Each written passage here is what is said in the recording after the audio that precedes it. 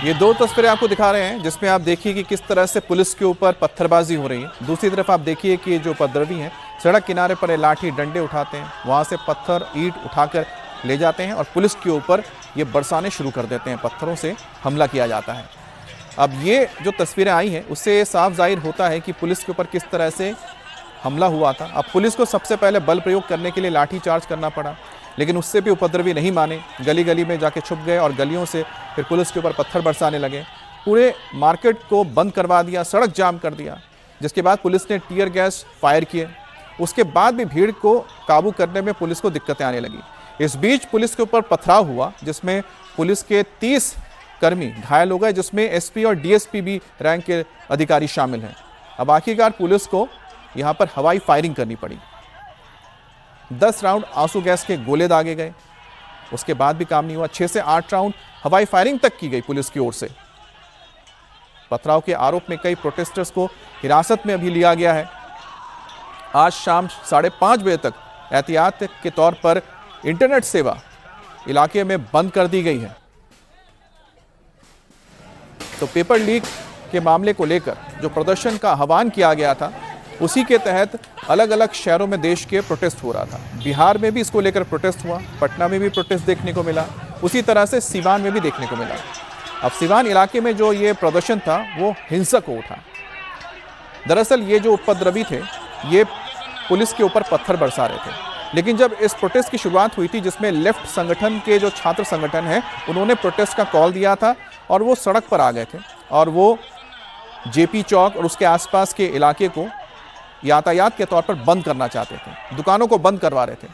Police ने इसका विरोध किया। पुलिस ने कहा कि आप प्रदर्शन करना है शांतिपूर्ण ढंग से प्रदर्शन कीजिए, लेकिन दुकानों को बंद मत कराइए, यातायात को प्रभावित मत कीजिए, जो गाड़ियां आ जा रही हैं उन्हें जाने दीजिए। लेकिन उपद्रवी नहीं माने। अब इसमें आप देखिए कि जो तस्वीर है किस कदर पुलिस के ऊपर ये हमला कर रहे हैं, पुलिस के ऊपर पत्थर बरसा रहे हैं। अब इसके बाद पुलिस को इन्हें काबू में करने के लिए बल प्रयोग करना पड़ा। 6 से 8 राउंड हवाई फायरिंग तक करनी पड़ी। एक और तस्वीर गली में देखिए किस तरह से जो छात्र मौजूद थे या उपद्रवी वहां पर मौजूद थे छात्रों के रूप में, उन्होंने पुलिस के ऊपर पत्थर बरसाने शुरू किए। लगातार पत्थर बरसते रहे।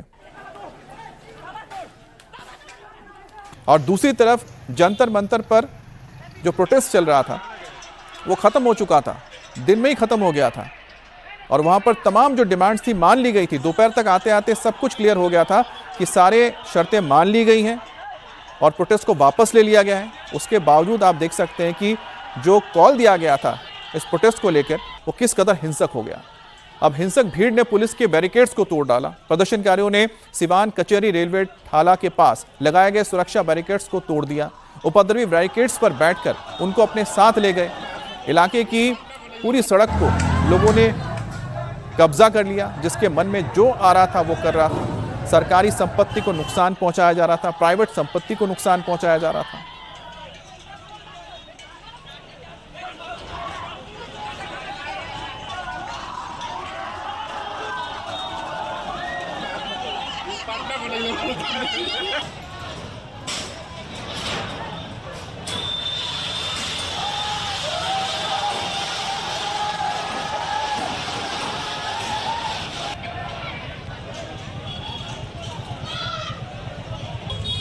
निकाल दो।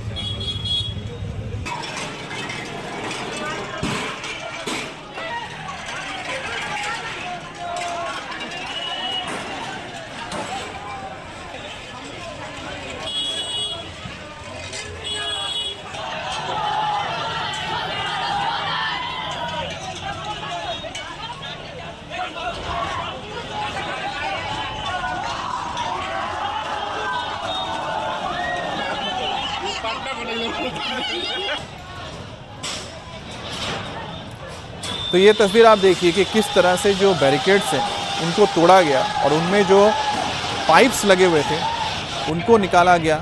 हाथों में वही पाइप लेके ये जो प्रदर्शनकारी आए थे वो पूरे सड़क पर हुड़दंग मचाते रहे। और इसमें आप देख सकते हैं कि कई ऐसे भी शामिल हैं जिनकी उम्र 13-14 साल की होगी, इससे ज़्यादा नहीं है, वो भी इस प्रदर्शन में शामिल हुए। दूसरी तरफ आप देखिए किस तरह से जो पुलिस के बैरिकेड्स उसको तोड़कर पूरे सड़क पर हुड़दंग मचाया जा रहा था। और यही वजह रही कि इनको रोकने के लिए जब पुलिस ने इन्हें समझाने की कोशिश की तो पुलिस के साथ बहस हो गई और फिर आगे ये झड़प तक पहुंच गई और आखिरकार ऐसे हालात बने कि पुलिस को बल प्रयोग करना पड़ा। जो आम लोग थे वो किसी तरह से बच के किनारे होते हुए निकल गए क्योंकि पूरी सड़क पर इन्हीं का कब्जा हो गया था। जब प्रदर्शनकारियों की भीड़ बहुत ज़्यादा हो गई, हिंसक हो गई, तो पुलिस को एक्शन लेना पड़ा। पहले पुलिस ने लाठीचार्ज किया, जो उपद्रवी पत्थर फेंक रहे थे लाठी डंडों के साथ। आप देख सकते हैं कि पुलिस को ऊपर हमला किया जा रहा था और पुलिस ने पत्थरबाजों को मना किया।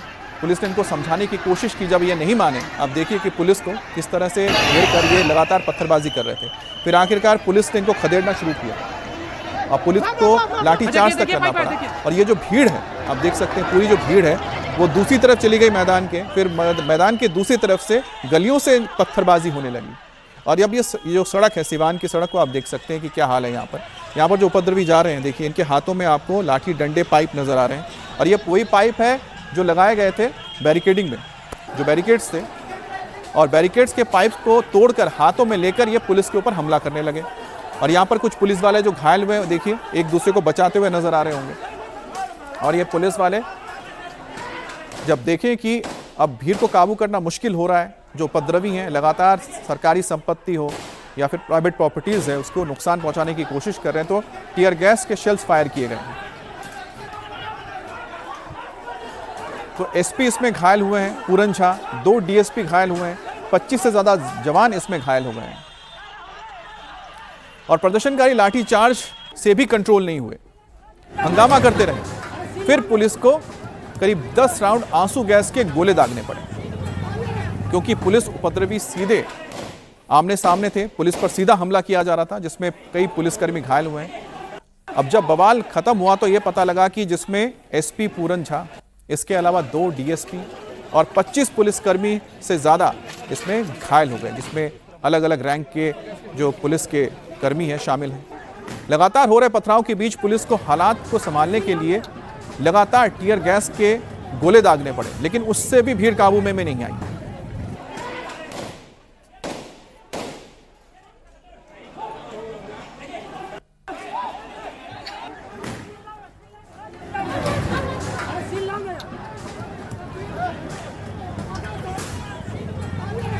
अब सिवान में उपद्रवियों को रोकने के लिए पुलिस को हवाई फायरिंग करनी पड़ी। पुलिस के मुताबिक 6 से 8 राउंड फायरिंग की गई राइफल से। हवाई फायरिंग हुई तो अफवाह फैलने लगी, प्रदर्शनकारियों पर गोली मारने के दावे किए जाने लगे, जिसके बाद सिवान पुलिस ने प्रेस रिलीज जारी करके सफाई दी। बताया गया कि सिवान में पुलिस फायरिंग में किसी की मौत नहीं हुई है, कुछ लोग घायल हुए हैं। कई घंटे तक पुलिस और प्रदर्शनकारियों के बीच ये जोर आजमाइश चलती रही।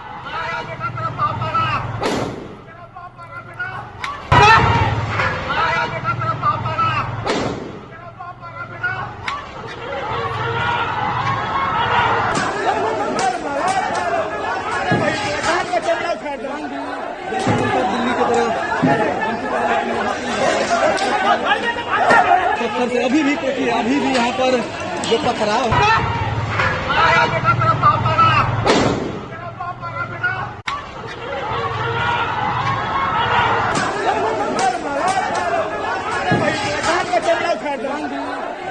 दिल्ली की तरफ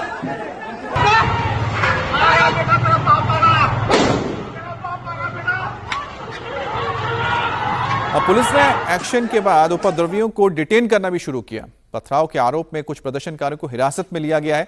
इसके साथ ही पुलिस ने बताया कि सीसीटीवी और वीडियो फुटेज के जरिए उपद्रवियों की पहचान हो रही है। फायरिंग में 3 प्रदर्शनकारी गोली लगने से घायल हुए हैं, जिनका इलाज भी किया जा रहा है।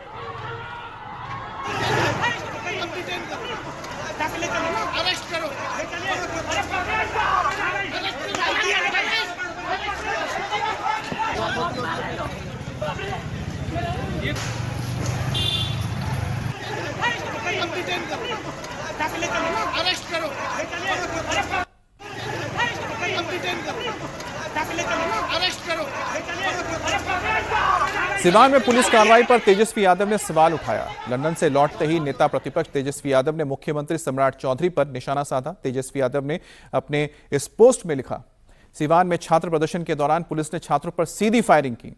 AK-47 से फायरिंग की गई, जब 7 हत्याओं का आरोपी अपराधी मुख्यमंत्री बन जाए तब लोकतंत्र में प्रदर्शन कर रहे निर्दोष छात्रों पर पुलिस ऐसी ही गोलियां चलाती है। दोषी अधिकारियों के खिलाफ कार्रवाई हो। तो तेजस्वी यादव की ओर से सरकार के ऊपर हमला किया गया है। तेजस्वी यादव ने कहा है कि पुलिस की ओर से AK-47 असॉल्ट राइफल से फायरिंग की गई है।